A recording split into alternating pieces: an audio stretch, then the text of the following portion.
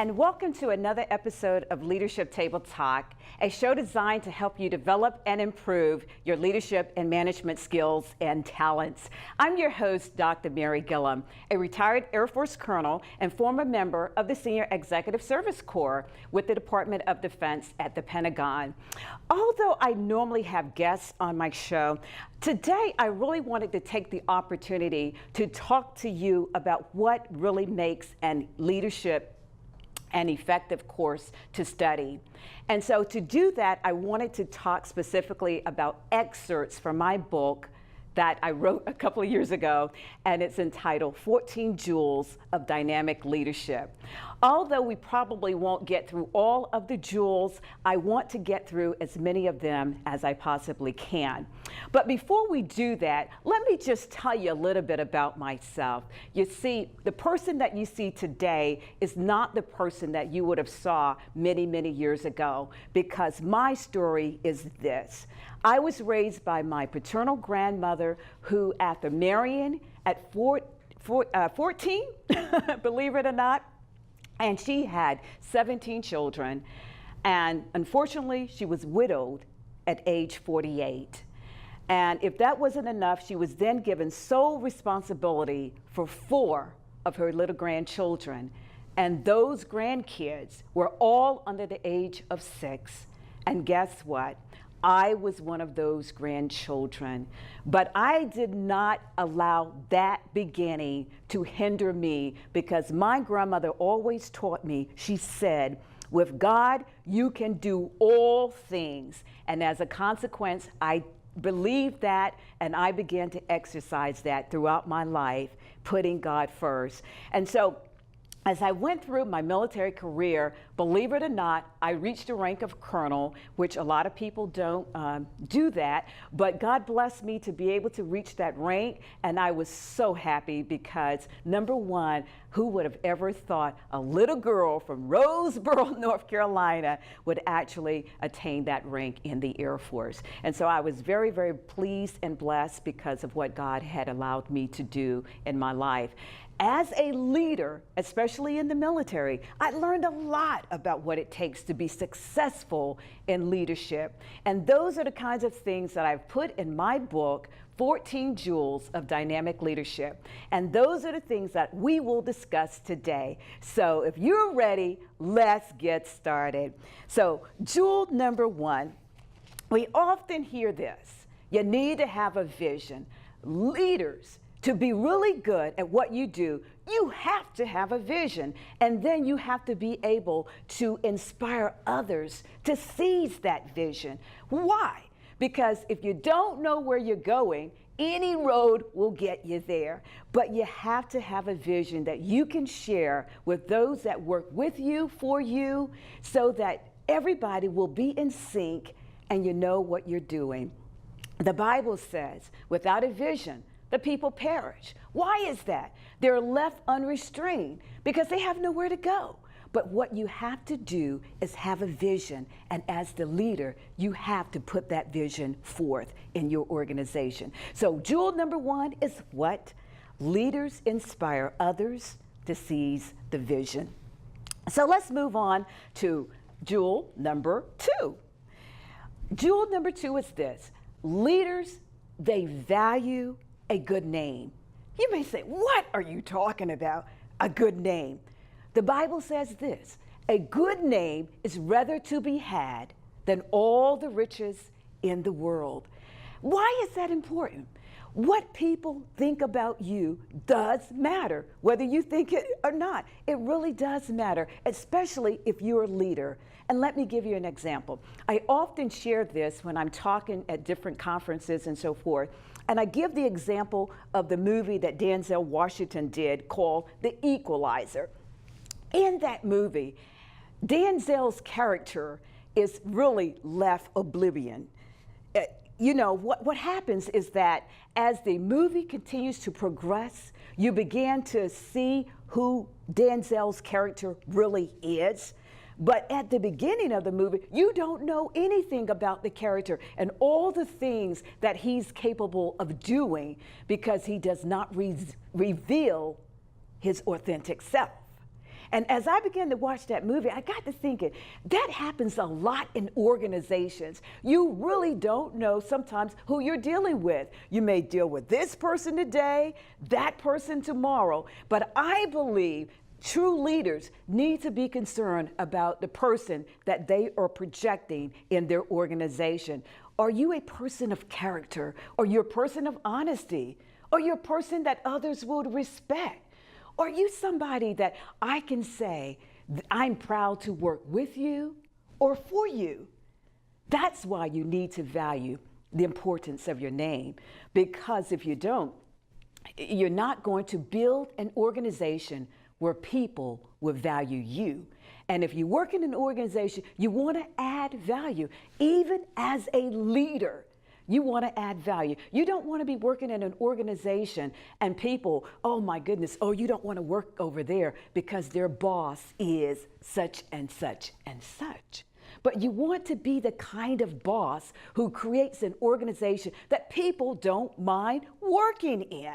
So therefore, you need to value who you really are and that you are presenting your real self. That's why it is important to value your name. So let's keep going, and we're going to now move to jewel number 3. And what is that? Leaders, they refuse to abort their dream. Just imagine if the Wright brothers had given up on flying. Just imagine if Dr. Martin Luther King had said, no, I'm not going to have a dream that I'm going to share with the world. But he did. He stayed faithful to his dream. And I would encourage all of you, you were born with a gift, a talent.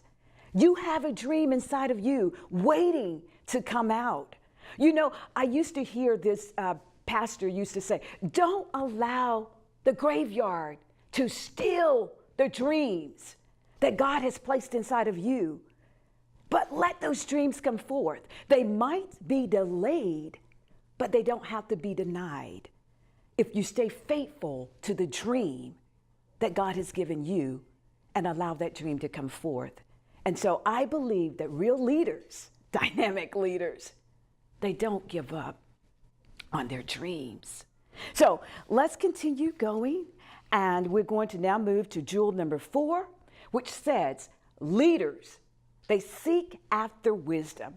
Why is that important? Because there will be decisions that you will have to make and that you need wisdom to make those decisions. Sometimes you may say, well, I've got this college degree, that college degree, or whatever. Sometimes that's not enough. For me personally, I always say, God, help me to make the right decisions. There were so many times when I was in the military and other leadership roles that I just didn't know what to do. And I would say, God, please help me to make the right decision in this situation. And he always guided me. You know, I won't say that I was always faithful in following what he had told me to do, but at the same time, I would tell you this, that wisdom will enable you always to make the right decision. And the Bible says this, if you lack wisdom, you ask God and he will give it to you, and that I would encourage you to do. Leaders, they value wisdom and they seek after it. So let's keep going, and we're going to now move to jewel number 5. And jewel number 5 says this, leaders, they value the worth of their mind. Okay, again, what do you mean?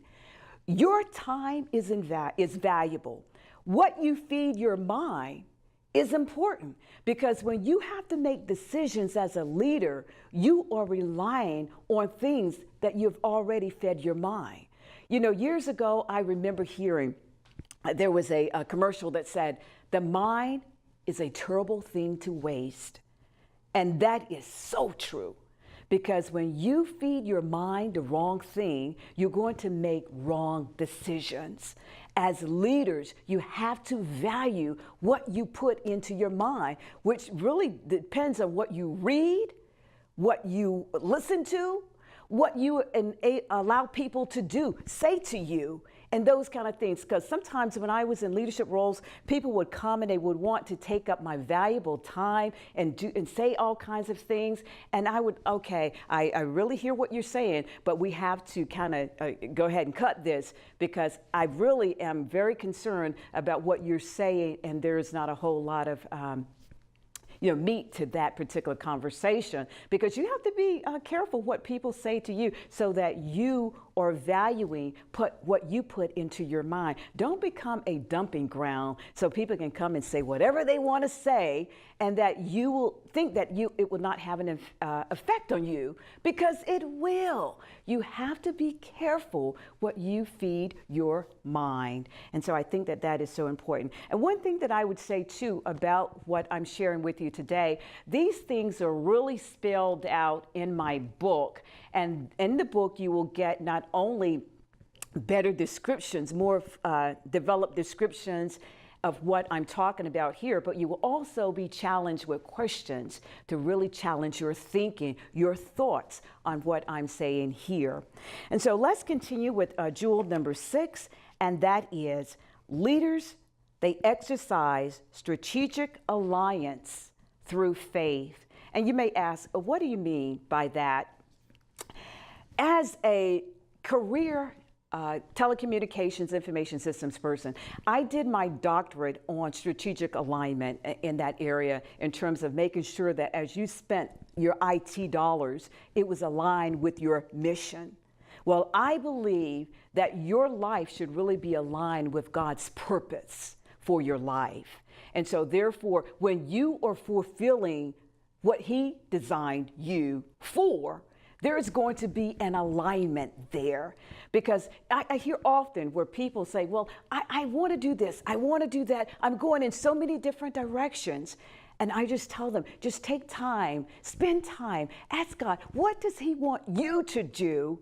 And then do that, because you will find value in your passion. You will find that you really enjoy what God has called you to do when you're faithful to it and you acknowledge that this is what He designed you to do. And I often say that because, like I said, as a career telecommunications person, I spent a lot of time trying to make sure that we aligned our expenditures with what the mission of the organization was. And so I personally believe that when you align the gifts and talents that God has given you with what He has designed you to do, you're going to find a synergy, what we used to say in the military all the time, a synergistic effect, and it will work for your good. So it looks like we're coming up on a break, so please stay tuned, and we will pick up right after the break. Thank you.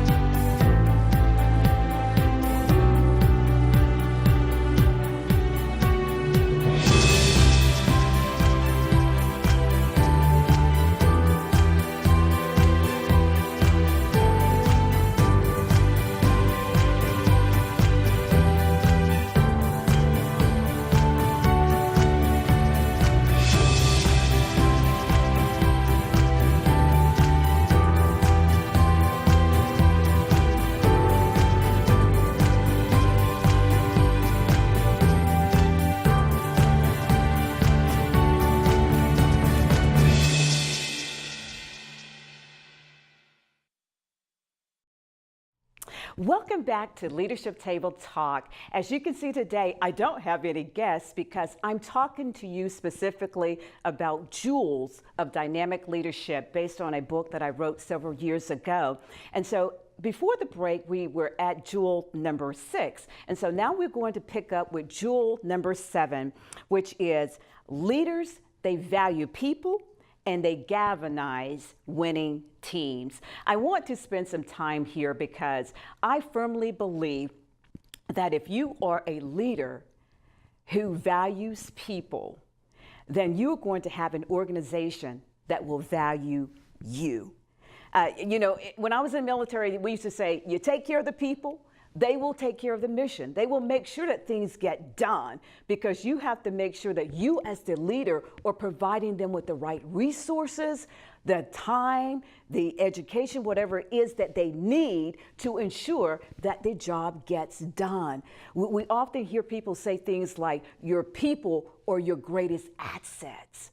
Are they really? Sometimes you will be surprised at how people are treated in organizations that have posted all over walls that people are our greatest assets. But you will be known by the fruit that you bear. You will be known by what is really in effect in your organization. Is your organization somewhere that people will want to work? They will want to recommend others come and work there. What kind of organization are you building? And you are the leader. That's why if you really value your people, you will invest in your people. You know, I often speak on innovation, and one time a guy asked me, he says, how do you get leaders to ensure that people are engaged in doing things that will move the organization forward?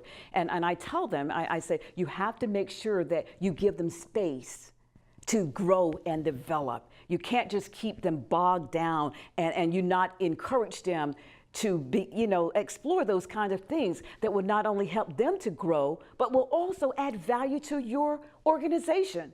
Because I'm always encouraging people to continue to educate themselves so that whatever you learn, hopefully you can bring that back to the organization. But I believe that leaders in organizations should encourage their people to do just that. We're all a team. It's not about you, it's not about me, but it's all about the team. And a lot of times we are a lot of talk, but we're not a lot of action behind that talk. And I believe that if you want to have a valuable organization, then you need to value the people that work in that organization. Okay, so that was jewel number 7. So now we're going to move on to jewel number 8. Leaders, they value professional development. I really do love this particular jewel because I want to give a specific example here. When I was still in the military, I was serving as the president of what was called the Armed Forces Communications Electronics Association out in Oklahoma. And what was interesting about this organization is that although the organization had a great reputation, somehow people were not engaged in the membership. It was continuing to go down for whatever reason. And so I said, we really need to do some things to encourage people to join and continue to support the organization. Because for those in the comm electronics space, the IT space, this was considered one of our professional associations. And so I had been a member for a very, very long time. I'm actually a life member today. And so I really wanted to improve the membership there. And so what I noticed when it comes down to your science, technology, engineering, and math, we had a scholarship for our military members only that were a part of that association. And I said, well, we have other members outside of military that are a part of this association. So let's look at potentially developing a scholarship that will help our corporate members and our government employees so that we can aid them as well, because we all know the importance of STEM. You know, as having a background in chemistry with a master's in IT, my doctorate in IT, you know, I love STEM. I'm always a strong proponent, no matter where I go, of the STEM disciplines and so forth. But I said what we need to do is to ensure that what we provide to our military men and women, we can also provide it to our other members of the association who may not necessarily be wearing the uniform. And so we put together this scholarship proposal, and it was accepted by the board, and I was very, very pleased with that. But that is what I call encouraging professional development, because we had individuals who were looking to go to school, but they needed some assistance. And so by being able to provide that through the means of a scholarship, I was really, really pleased with that.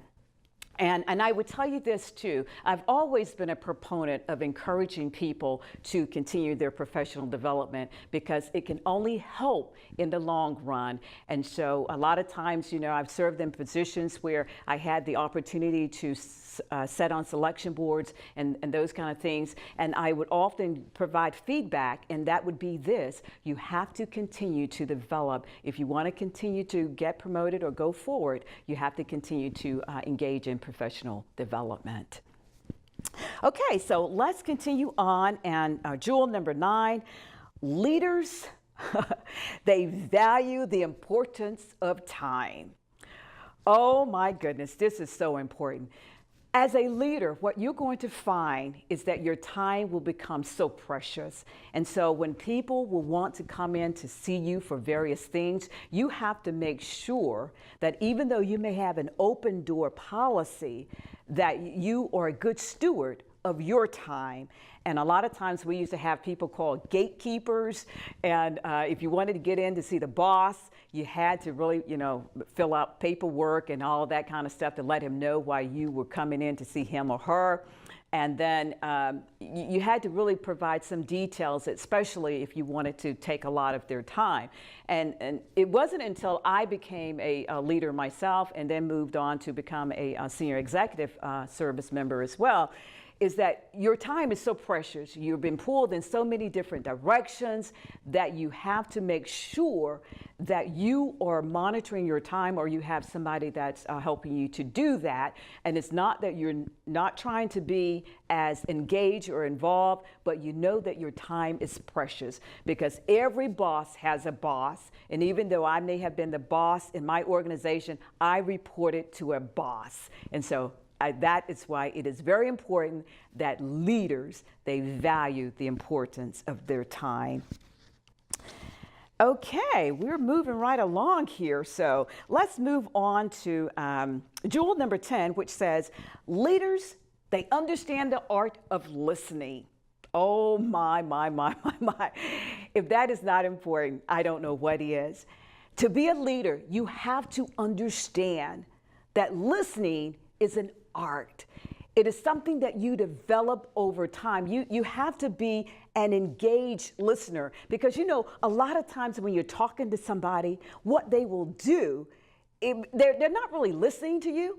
They will be formulating their response to whatever it is that you said, and they're not listening.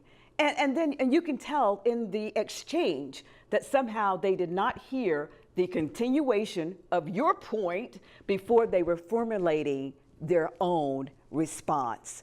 And I think that as listeners, you have to make sure that you develop the art of listening, that you know what it means to be engaged in listening to what another person is saying. And not only do you listen intently to learn, but you also listen to respect the views of the other person. Because if that person can share with you and you don't take time to listen, that's a form of disrespect. Because your opinion of you was so great that you could not take the time to listen to what the other person had to say. And a lot of times that's why people get into so many arguments, and they will say, well, whatever. But you never listen to the other person's point of view, and that's why you have to be open so that you could possibly learn something from what the other person has to say. So the art of listening is so important. And so I encourage all who want to become leaders or practicing leaders, make sure that you listen. Okay, great. So let's move on, and we're going to move to jewel number 11. Jewel number 11 says this: leaders, they value preparation season.